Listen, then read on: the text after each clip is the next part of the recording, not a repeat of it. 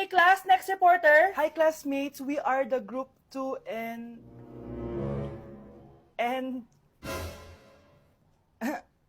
Scarlett, may nakakatawa ba? our topic for today is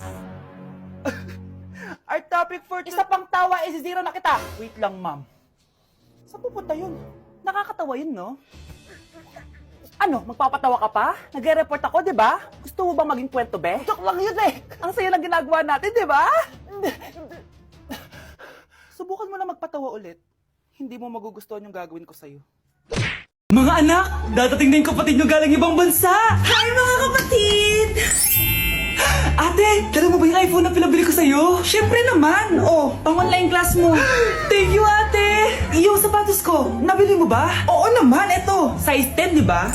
Ganda nito! May magagamit na ako! Salamat! Ate, nasa na yung Louis Vuitton ko na bag? Siyempre, makakalimutan ko ba yun? Oh, wow! Social naman! Miss ko na kayong lahat! Lalo na ikaw, Nay! Masaya ako, anak, na nakauwi ka na dito sa Pilipinas! Aba, umuwi na palang katulong sa Spain! Anong pinagsasabi mo katulong? Doktor tong anak ko! Bakit di natin siya tanungin? Ha? Totoo ba yun, anak? Nay! Bakit ganti naman ang iPhone? May keypad! Ha? Mali ito! Bakit na nakalagay? Abibas!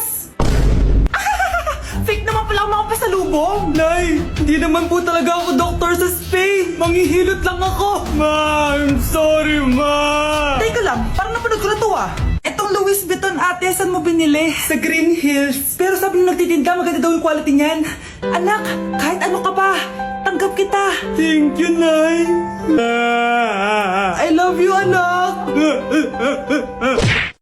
Yes! Ang taas ng score ko! Anong score mo, Scarlett? 19 yung score ko. Ay, hindi perfect. Buti pa ako, naka 20. Bawi ka na lang next time, ha? Scarlett, nagawa mo ba yung assignment natin? May assignment tayo? Hala, di ko nagawa. Huwag mo nang sasabihin kay mama. Sige, di ko sasabihin. Ma'am, may assignment po pala tayo. Ay, oo nga pala, may assignment tayo, class. Ang hindi gumawa ng assignment, bagsak sa akin, ha? Bida-bida talaga tong si Samantha. Okay, class. Sinong iboboto niyong president? I nominate Scarlett, ma'am. Ako?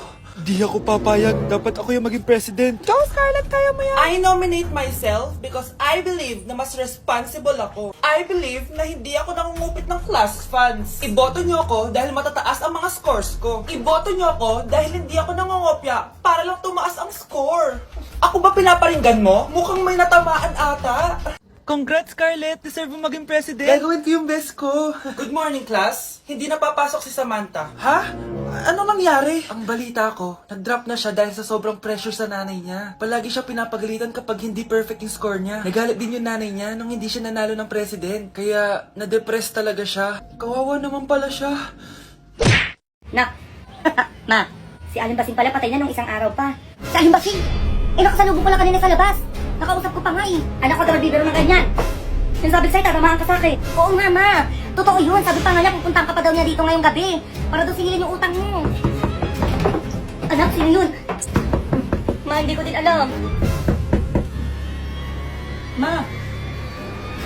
Anak, sino yun? Ma, ma. Ano na naman?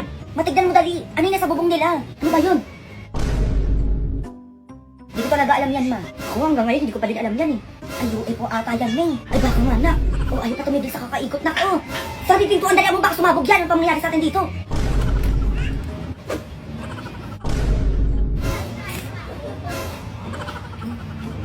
Mga anak, ano natanggap ng regalo ngayong Pasko? Binigyan ako ng earphones, Nay. Bakit ganito yung binigay sa akin? Binigyan lang naman ako ng bagong iPhone. Ang daya naman. Bakit? Kasalanan ko bang mas mayaman yung ninang ko kesa sa inyo?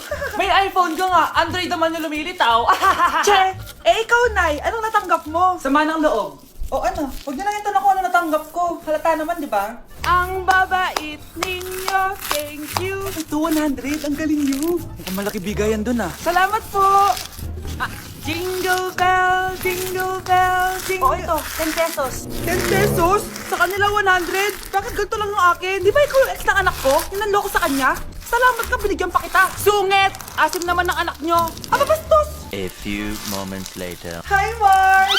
Ay, ito na ba yung inaanak ko? Ang laki niya na pala. Ay, oo, Mare. May girlfriend na nga yan eh. Boyfriend po. Marunong din yan kumanta, Mare. Baka gusto mo marinig. Ay, ano ba yan? Talaga? Sige nga, pasampol. Kumanta ka na.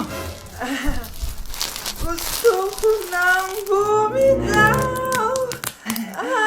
Ayusin mo. Paano ka magkakapera niyan? Gusto ko nang bumitaw. Galing naman. Oh, eto, pumasko mo. Ay, akin na yun, Mare. Baka mawala pa niya yan. Burara pa naman yan. Ay, wait. Isisend ko na lang pala sa ShopeePay ng inaanak ko. For sure, hindi niya mawawala yun doon. Super easy lang magpadala ng ShopeePay ang PAW. Just go to your profile, click send money, and send ang PAW. Just enter the amount at kung ilan ang bibigyan nyo. Pwede pa kayo mamili kung anong design at kung anong gusto nyo sabihin. Kaya ikaw, Mare, send your pamasko na through ShopeePay ang PAW. Ay, may ShopeePay na pala. Sige, gagamitin ko yun. Thank you po, Ninang! Got you, inaanak!